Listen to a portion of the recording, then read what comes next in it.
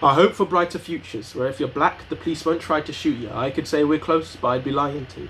The day that my complexion has no preconceptions that make you think you need a weapon is the day you'll hear me say, hallelujah. I grew up not feeling black enough to be black, because of the way that I speak, and the way that I act. Never acknowledged as an Indian because I didn't look it. I was proud of who I was, but they took it.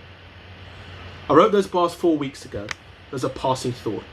A message that I needed to be heard and can't ignore. 2 weeks later in the States, they're debating martial law. They tried patience, they tried peace, now they're at their last resort. And it's easy to think that this is a problem for the States, but the parallels are here and that is not up for debate. The system's broken, built corrupt, that's just how we're born and raised, and so I thought I'd write a rhyme to try and show my thoughts today. When I learned history in school, I got Hastings, Henry, Hitler. That battle we fought, that king we love, and that war where we were victor. I didn't learn my ancestors were forced to build this place. No reward, no remorse, and no hope for better days. Britain was built on that, and so we need to learn that image. But now the slave descendants live here, the master's descendants skip it.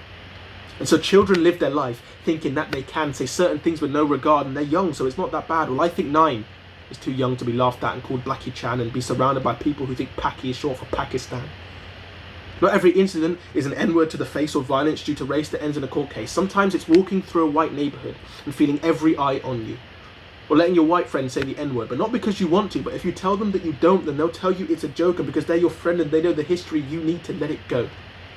Sometimes it's your boss shaking hands with everybody else, but touching your fist and calling you bruv because he just can't help himself. Sometimes it's limiting your music taste to rap and the black types because you're scared that if you venture, they'll laugh and call you white. Sometimes it's someone asking where you're from, and as you start to tell them it, they stop you and say they'll just call you Jamaican, even though that's nowhere in your heritage. Sometimes that's talking to someone you love and hearing what they're saying about an Indian kid that they want you and what happened on this day, and you chime in with some remarks because that's part of who you are, and they stop you and say you wouldn't know because you're not proper Asian.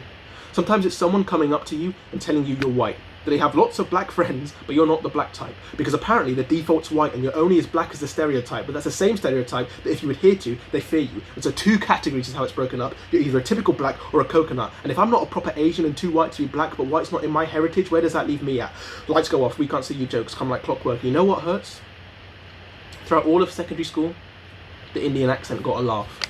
Whenever an Indian accent was heard or an Indian song was played in class, people who tried it would get laughs, and they wouldn't even try hard. They'd go bud bud ding ding, and they'd go ha ha ha ha.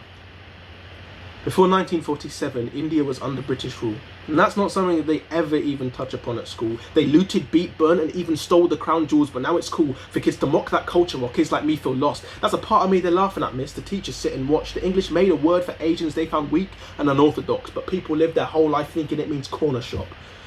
And then they'll cry about Colston's statue, regardless of the context, saying that he wasn't just a racist, he was much more complex. He did so much for Bristol, you shouldn't want him to drop dead. Okay, he showed Bristol the ropes, but now we can hang him from them. And it gets worse still. Look at Churchill. You want me to treat him like a saint because he won the war, acting like he did it himself with no help, like he ran into no man's land with an AK-47 on full stealth, gunned down every single German, remained on full health, then wrote a strongly worded letter to Hitler to get him to kill himself. No.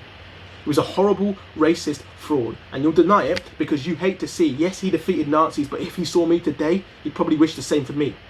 Now, these aren't things I've researched because I was intrigued. They're things my parents told my younger self because they knew I'd need. So you can argue that without him, we'd all be speaking German, but he'd hate me for my heritage, so I can slate him as a person. So labeling him a racist is honestly the gospel truth. Our education, books, and media seem to rot the view. I'm sure to see a lot of controversy, but I'm not confused. He went from fight them on the beaches to being attacked for his washed up views. And it's not to say that I've lived my life in misery or everyone I've met has hated me for my skin, just these ignorant, uneducated, clear lack of sympathy. Things I see online all the time from these vicious, deep echo chambers filled with hatred they don't even think to see from any other side of life. The privileged brinds a list of reasons that I shouldn't be upset about my history. They try to take my voice away from me like I'm Mr. Bean. You need to justify not being racist now. It's obscene, no instrumental, so you know how instrumental this is to me.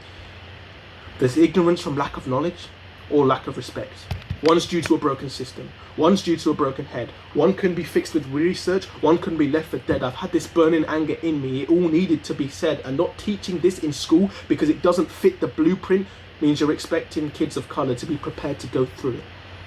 And I only wrote these rhymes to try and structure all my thoughts. I'm seeing action on my timeline and I've had lots of support. I hope the energy online is the same behind closed doors. A role model of mine once said, goodness is goodness. When it is without hope, without witness, and without reward. Be kind.